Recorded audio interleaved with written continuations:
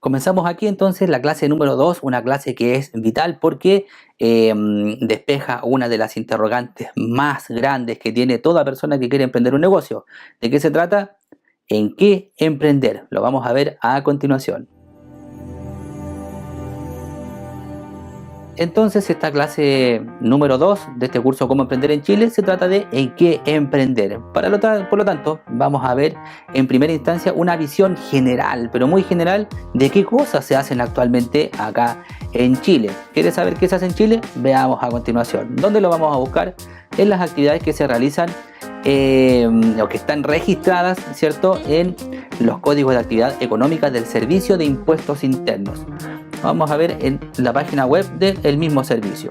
Lo único que tienes que hacer es buscar esta frase, ya si quieres verlo por ti mismo, código de actividad económica en Google, y vas a encontrar este enlace en el primer lugar donde están todos los códigos. Mira, vamos a pinchar aquí y aquí puedes ver todos los códigos de actividad económica. ¿Qué significa esto? Estos son los famosos giros. Los giros de actividad económica, que son las cosas que se hacen en el país, que tú puedes registrar al momento de iniciar las actividades ante el Servicio de Impuestos Internos. Si tú le das una vuelta acá, tienes para ver muchas cosas, muchas categorías. Aquí está todo lo relacionado con agricultura. Puedes bajar, le puedes dar una mirada tú después esto, buscándolo en Google. Aquí está la explotación de minas y canteras, todo lo relacionado con eso. Industria manufacturera. Seguimos bajando. Están todo tipo de fabricación aquí de las cosas más extrañas, digamos, o que no imaginabas, te las vas a encontrar aquí en este gran, enorme listado, digamos, de actividades que se pueden hacer en Chile. Aquí está el suministro de electricidad, gas, vapor y aire acondicionado, que va relacionado con las grandes empresas, igual que el suministro del agua, y que son empresas que están reguladas. No va tanto para el emprendimiento, pero aún así ya sabes que existe. Construcción, aquí están todos los giros relacionados con la construcción y que son de distinta índole también. Te va a servir de tal vez inspiración para ver algo. Comercio al por mayor y al por menor, que es donde más se concentran, digamos, las actividades de los microemprendedores. Aquí están todas las cosas que se hacen en cuanto al comercio, ya sean venta al por mayor o venta al por menor. ¿Ya? Acá tienes transporte y almacenamiento, todos los códigos asociados a eso, actividades de alojamiento, servicio y de comidas. Aquí puedes saber todo lo que se hace en cuanto a hoteles y hotelería y restaurantes, por ejemplo. Información y comunicaciones, todo lo relacionado con ese ámbito. Actividades financieras y de seguros, que también ya, digamos, podrían ser palabras mayores, salvo aquellos que se dedican a emprender en el corretaje de seguros, también puede ser una actividad. Actividades inmobiliarias, actividades profesionales, científicas y técnicas. Aquí se reúnen la mayoría de los servicios, o mejor dicho, la categoría de servicios, ya cuando se transa tiempo por dinero más que un producto. Actividades de servicios administrativos y de apoyo. Aquí están todas las cosas donde hay arte, inspiración, donde encontrar algo que se pueda hacer. Administración pública y defensa. Enseñanza, como por ejemplo los cursos que yo tengo o mi negocio, uno de mis empresas, cierto, tiene que ver con esto, con otros tipos de enseñanza, porque es educación online. Actividades de atención de la salud humana y asistencia social, donde aquí hay harto futuro, porque va a haber en el futuro mucha gente con problemas de salud que van a requerir soluciones. Las actividades artísticas de entretenimiento y recreativas, las puedes encontrar acá, y otras actividades de servicios. O sea, aquí ya hay mucho para revisar en los códigos de actividades del Servicio de Impuestos Internos, y aquí puedes revisar, aparte de saber cuál va a ser el giro del negocio que tú vas a hacer, también te vas a dar cuenta de las cosas que eventualmente se pueden hacer o que ya existen y que tal vez ni siquiera imaginabas que existían. Bien. A continuación vamos a también responder 4 grandes preguntas de qué cosas se pueden hacer, digamos, en qué se puede emprender, ya, y que en este caso lo llevo a las interrogantes para armar un modelo de negocios. Bien, el modelo de negocios se entiende como todo eso, todas esas actividades o ese consolidado de cosas que realiza un emprendimiento para poder entregar valor y por ende hacer caja con eso, recibir dinero. Si bien este no es un módulo con detalles en el método Canvas, ya te vas a empezar a ambientar con esto, porque después lo vamos a ver con mayor detalle. El método Canvas de Alex Osterwalder. ¿Ya qué es esto? Son los 9 lienzos ya donde se reúnen todas las actividades que eventualmente comprende un emprendimiento. Él lo hizo bastante bien, digamos, categorizando todo este lienzo, todas estas actividades que tenemos que dar foco para estandarizar, digamos, y permite verlo muy bien. Hay un módulo o una clase completa para ver modelos de negocios, así que no te preocupes por entenderlo tanto ahora. Lo que sí me interesa que sepas es qué cosas, cuáles son las interrogantes que tenemos que desarrollar, con las que tenemos que convivir al momento de querer formar un negocio. Al centro, donde dice propuesta de valor, ya no te vas a dar cuenta que esta es la parte en donde entregamos ya sea un producto o un servicio al público, al mercado. Entonces eso vendría siendo el qué. ¿Qué es lo que vamos a hacer? Y el qué es la primera pregunta que cualquier persona que quiere emprender un negocio necesita respuesta. ¿Qué hago? ¿Qué hago? ¿Ya? Y ahí ese qué hago se traduce en una propuesta de valor.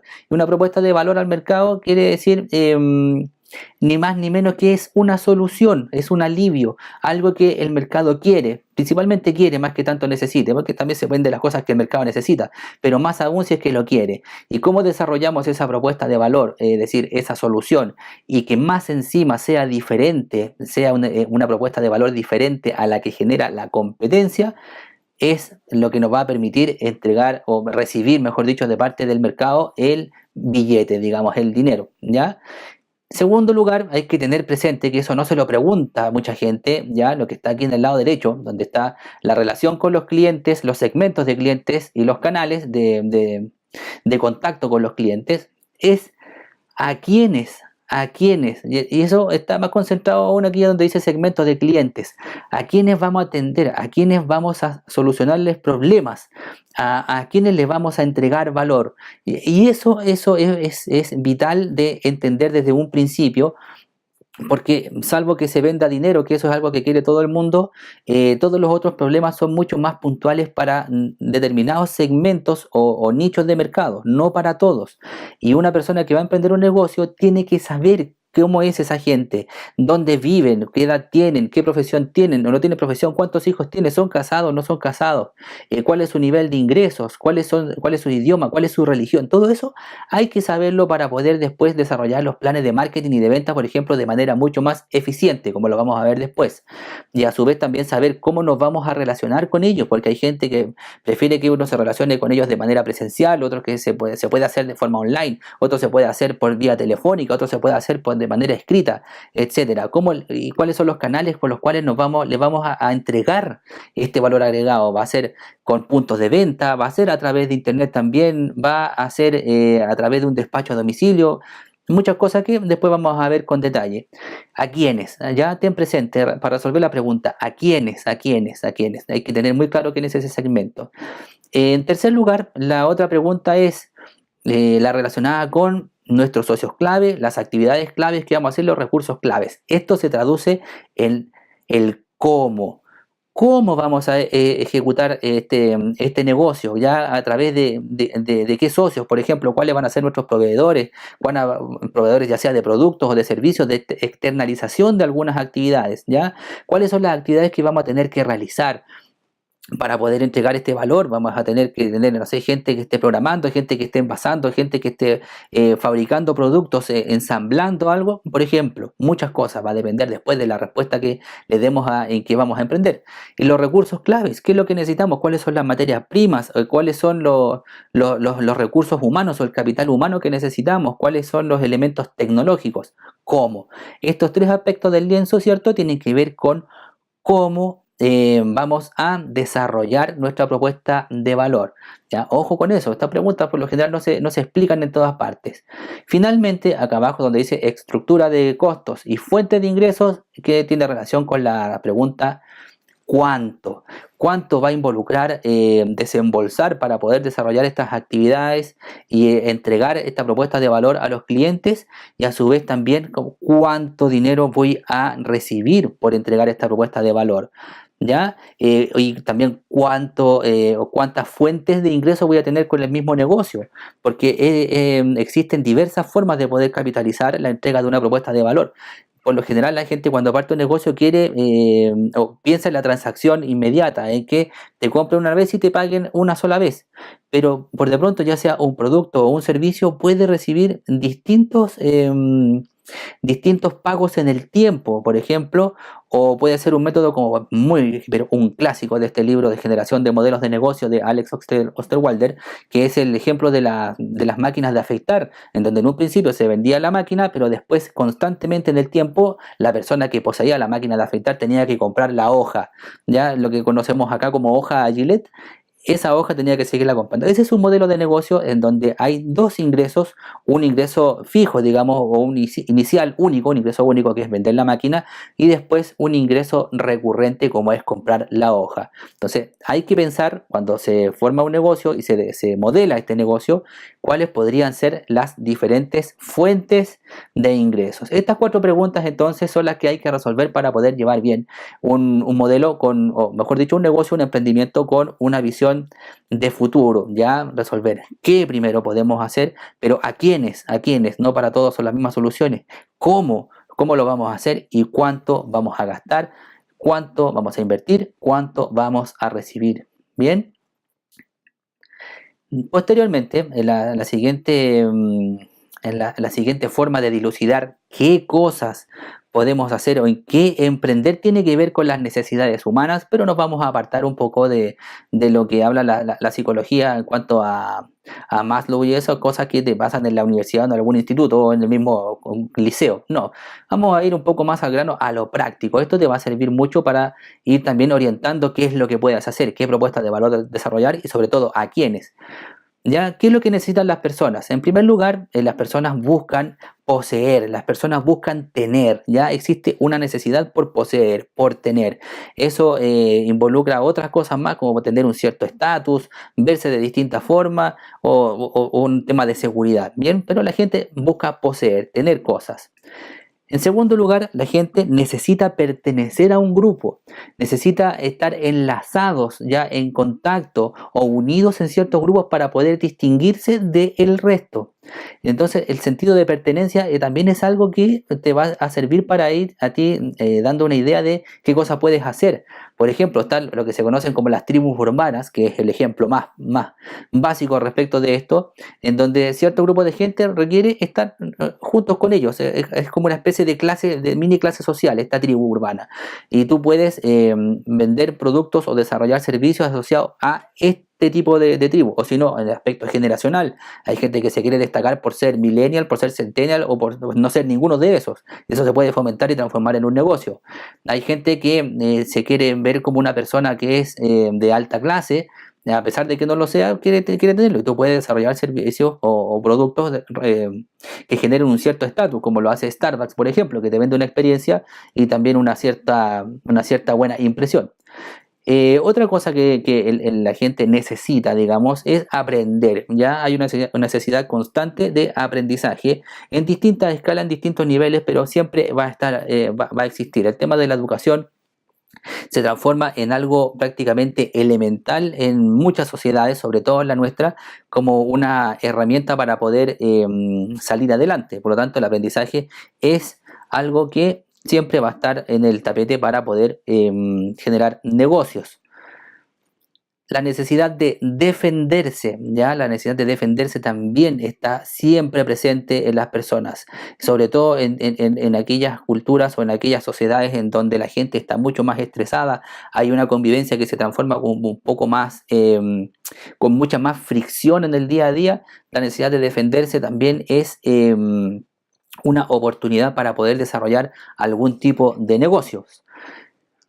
Y finalmente, tal vez lo más poderoso desde esta perspectiva es la necesidad de sentir, ya la necesidad de sentir. La gente adora pasarlo bien, ya adora el humor, la gente adora tener emociones fuertes, la entretención pega muy fuerte, también es una sensación que busca, la gente busca entretenerse, ya el famoso dicho es de que ya es viernes y el cuerpo lo sabe, es por algo, la gente quiere pasarlo bien.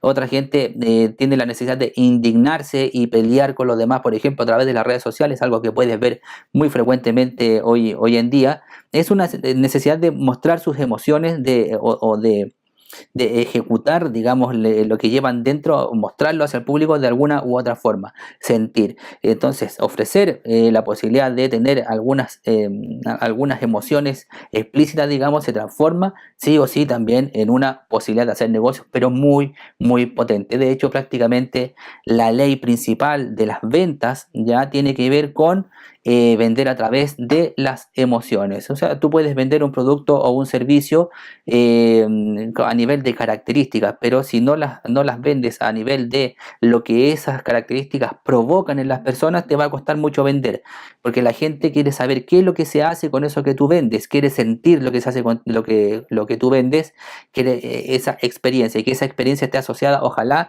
a una sensación, a un sentimiento, ¿bien? De lo presente, porque eso no, créeme que no se enseña en cualquier lugar. También otra forma de poder determinar qué es lo que se puede hacer es una forma muy antigua que está categorizada, digamos, en algunos escritos religiosos, que tiene que ver con los 7 pecados capitales. Hay que mirarlo con altura de miras, por supuesto. Porque alguien hace mucho tiempo que escribió esto categorizó cuáles son las debilidades del hombre, las debilidades de las personas, y esas debilidades siempre se traducen, y vas a ver, te va a cuadrar, digamos, con estos 7 ámbitos, digamos. Ya muchos negocios están asociados a uno o más de estos 7 famosos pecados capitales, que tal vez llevados al extremo podrían ser efectivamente pecados capitales, pero en cuanto a desarrollar negocios, ¿cierto? Tienen ciertos matices, pero vas a ver que en algunos casos han sido matices demasiado rentables.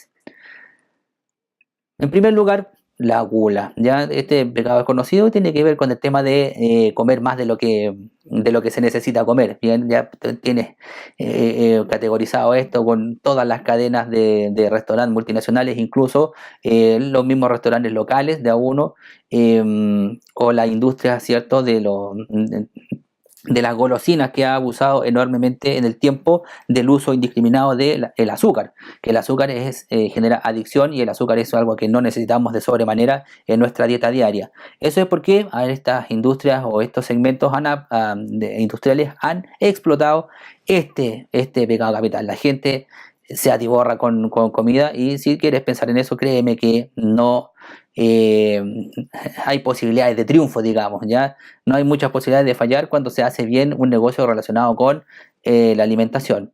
En cuanto a la avaricia, ya la avaricia, hay gente, vamos a ver más adelante cierta negociación, que se mueve en cuanto a la codicia, o un paso más allá de la ambición. Gente que le gusta ahorrar, gente que le gusta poseer, lo que vimos en la lámina anterior.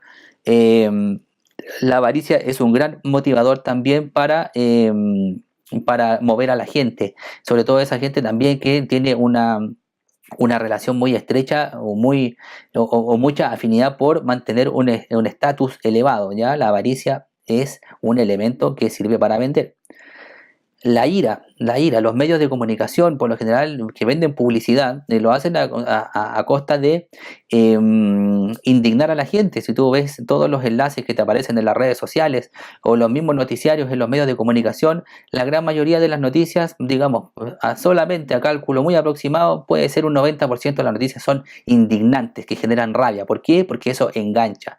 La gente consume cosas que generan ira, que generan rabia. Es un elemento que se viraliza muy fácilmente. La ira es una debilidad del hombre, ya una debilidad, una de las emociones que es muy difícil de controlar.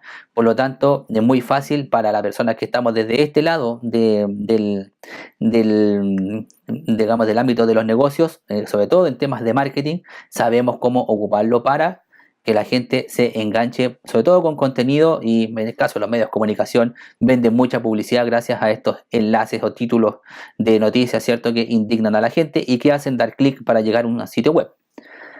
La soberbia también es un elemento que aunque tú no lo creas y tristemente vende. Ya también las redes sociales se han prestado para eso, para fomentar que la gente muestre lo que no es. Ya siempre como sobre se entiende, ¿cierto?, que estás haciendo alarde, digamos, de lo que posees o de lo que eres, ya sin necesariamente que seas eso.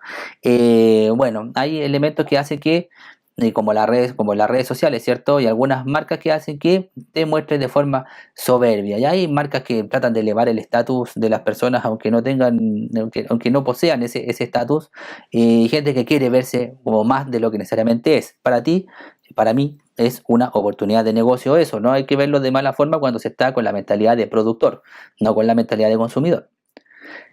Otra parte, la lujuria. Ya la lujuria tiene que ver con todo lo relacionado con las relaciones, sobre todo, y lisa y llanamente, digamos, de manera clara y nítida, con relaciones sexual, ya donde se desprenden varios mercados asociados, como el tema de los moteles, lo que está ocurriendo en redes sociales con Tinder, lo que se vive también en algunos mercados con el tema de los juguetes sexuales. Bien, es un mercado, no se puede desconocer, siempre ha sido un segmento o una industria de negocios muy antigua y muy lucrativa por lo demás. ¿Por qué? Porque también es una debilidad de las personas, del ser humano. Por lo tanto, la gente va a pagar por ir a exponer su lujuria. Créeme.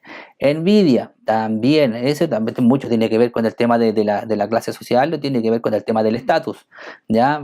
Fomentar la envidia, mostrarle a las personas realidades en las que no están y motivarlas para que lleguen a esas realidades es una parte del marketing, una parte de los productos o de cómo se pueden vender productos o servicios.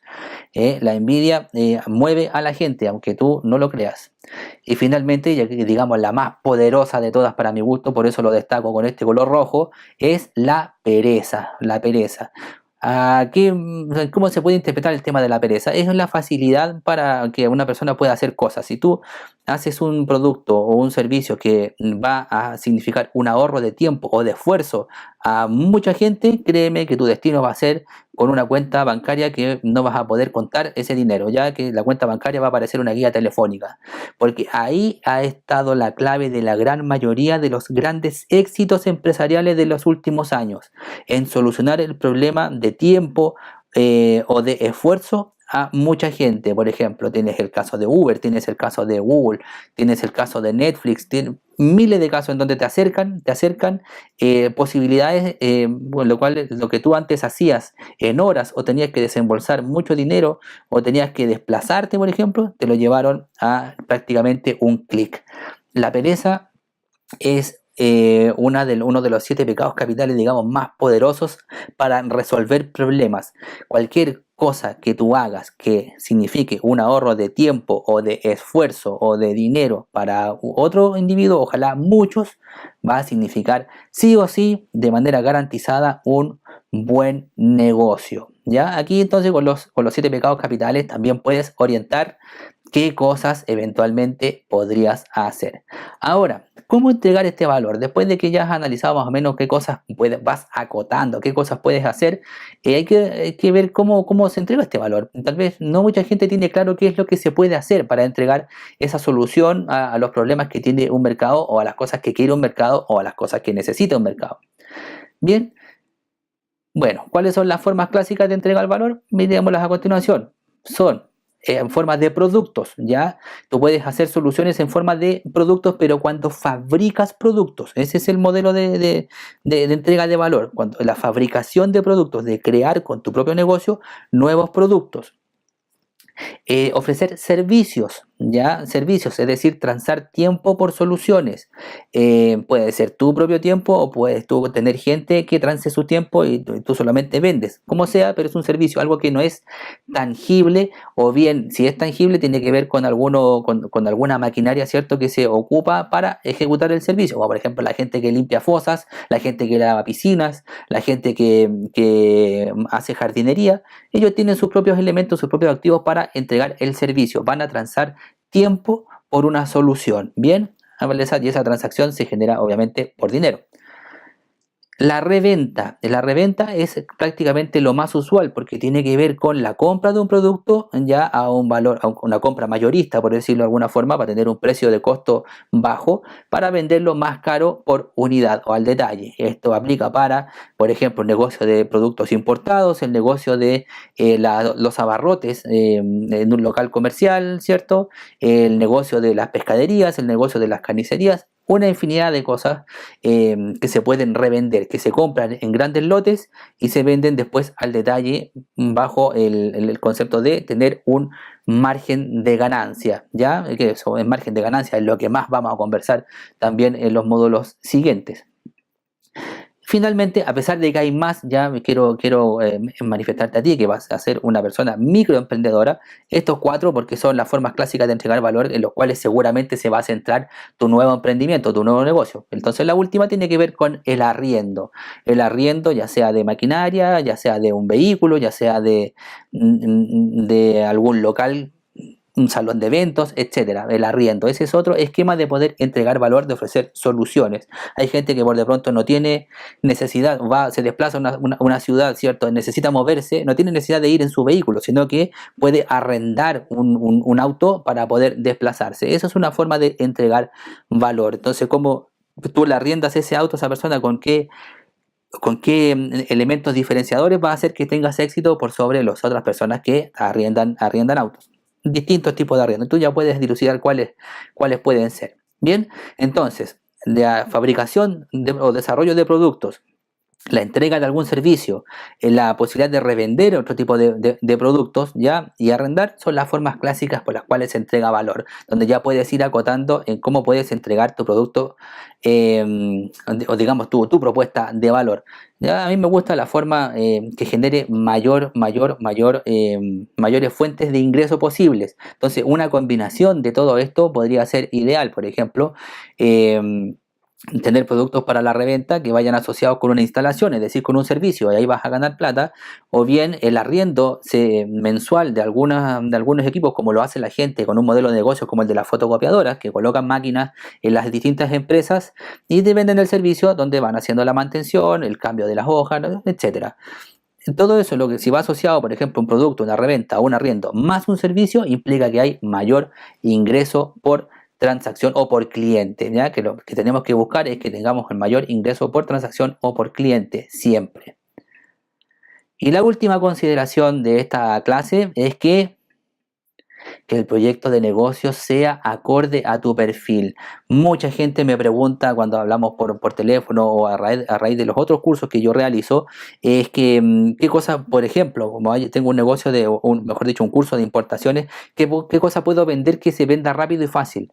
La verdad que pueden haber miles de cosas que se vendan rápido y fácil, pero si no son acordes al perfil del emprendedor, va a ser más difícil venderlo.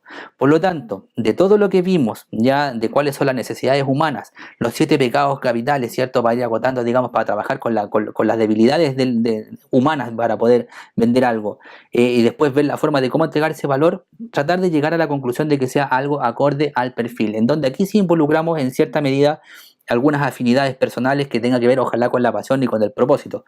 Puede ser, porque va a costar después mucho menos vender, porque el público va a escuchar una persona convencida y apasionada por lo que hace, muy enamorada de lo que vende, ya de que es una excelente solución.